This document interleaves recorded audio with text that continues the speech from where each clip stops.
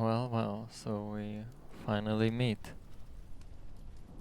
I never expected it to be like this, you know, with me in chains and on my knees in your room. Your cells are very comfortable, though, I have to admit.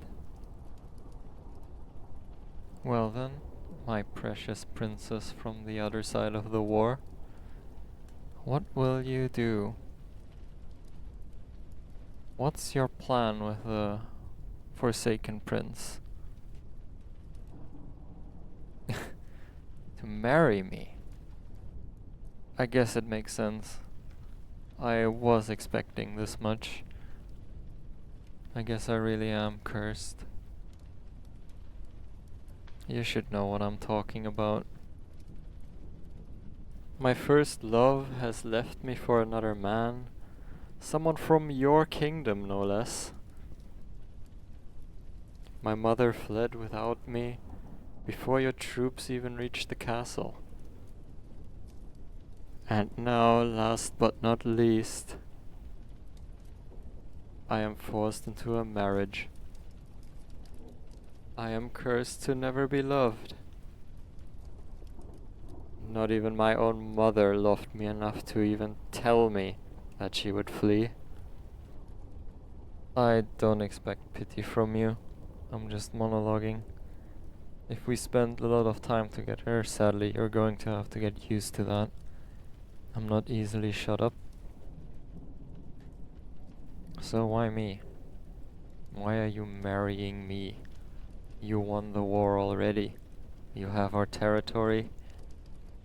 I don't see the reason to give me anything. Oh. I didn't expect that from you. You want to marry me so that my people will accept their new ruler more favorably. Cunning.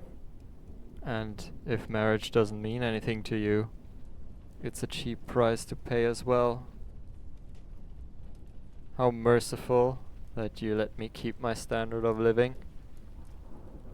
Too bad I never cared about it. Sorry, nothing. I understand that you have to make it look real, at least when looking at it from the outside. So how would thou like to be addressed?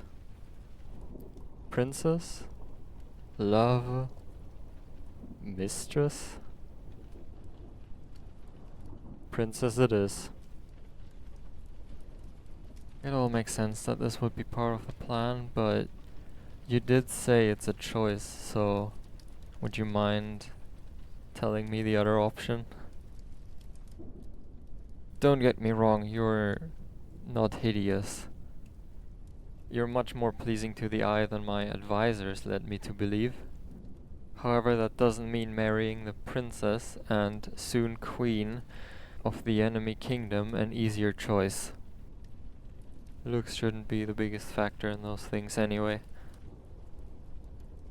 Well, I figured marriage and attending duties or the cell. Both breaking the mind either way, just in different ways. One through isolation and one through being controlled. Can't say I'm not used to that by now. Being manipulated. I know you know. Laugh at me all you want. I was a naive fool during this whole war. Not seeing through the lies of my mother and the manipulation of my advisors. A coward! A coward? Out of all the things. Naive, stupid, and you call me a coward. Why? Right. I'm surprised you don't know about it. No, I did fight in the war. Just not as a general. You wouldn't have seen me. I was just another knight on the field. There was something on my shoulder, so people could identify me in case I did die, but beyond that, I was just like the others next to me. Is your plan, if I agree to marriage, to make me a shell? A puppet? Because if that's so, I'd rather rot in the dungeon. I didn't think you were that unreasonable, but I did expect you to come a little more after your mother. After all, she was your mentor.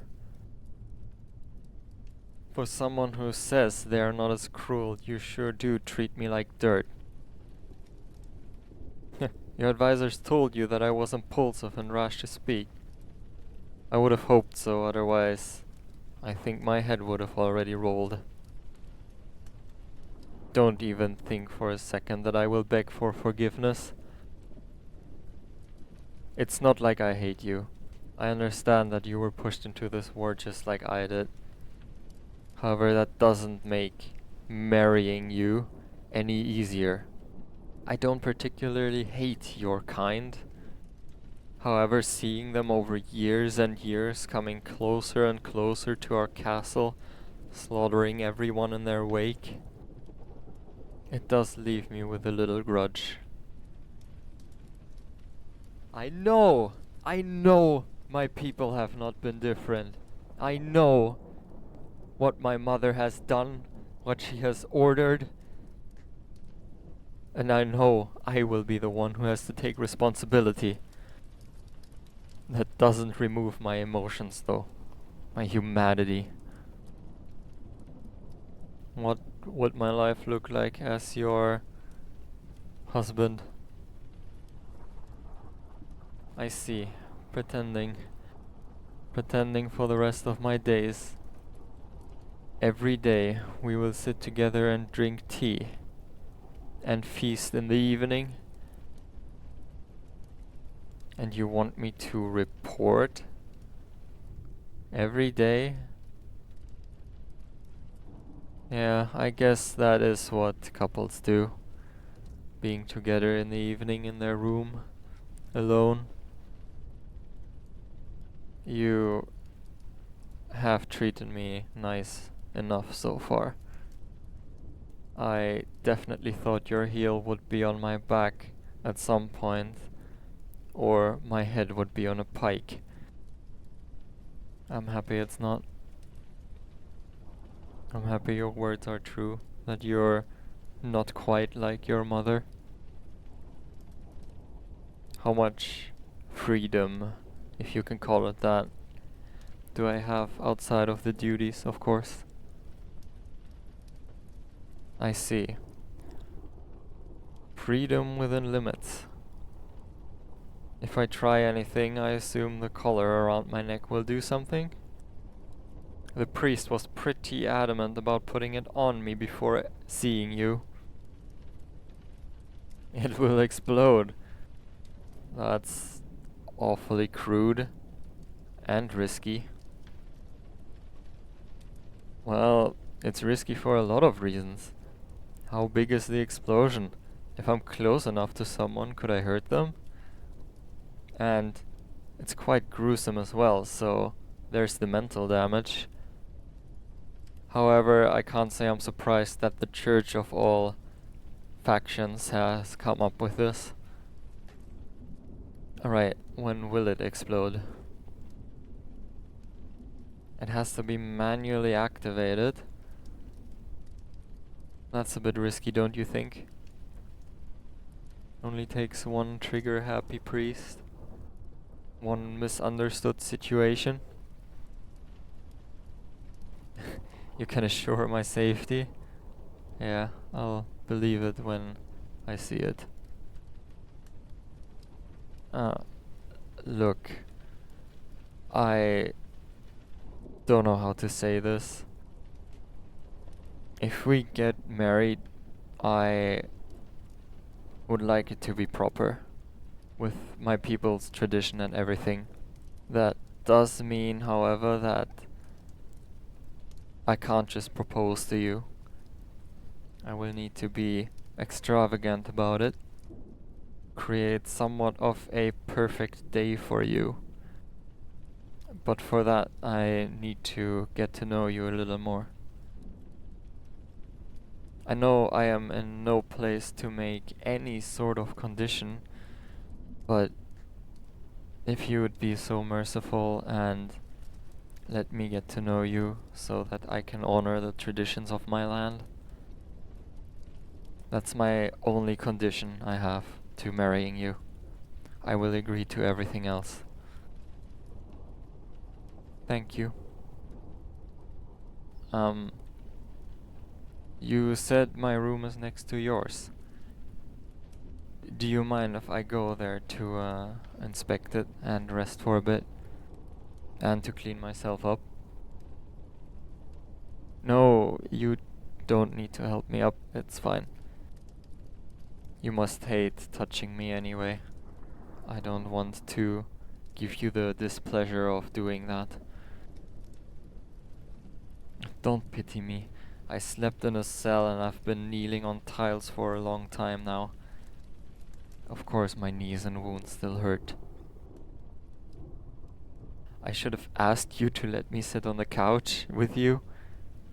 I would never even think of asking that. I'm not in the position. From where I stand, or where I've kneeled, I am nothing but a pet to you. And don't say that's accurate. I just pray you won't call me that in front of everyone else. It's already frustrating enough you do it in private. Thank you for your generosity and mercy. Not to me, I mean to my people. I can only hope they keep living like they did before. I will take my leave now. Yeah. Good night.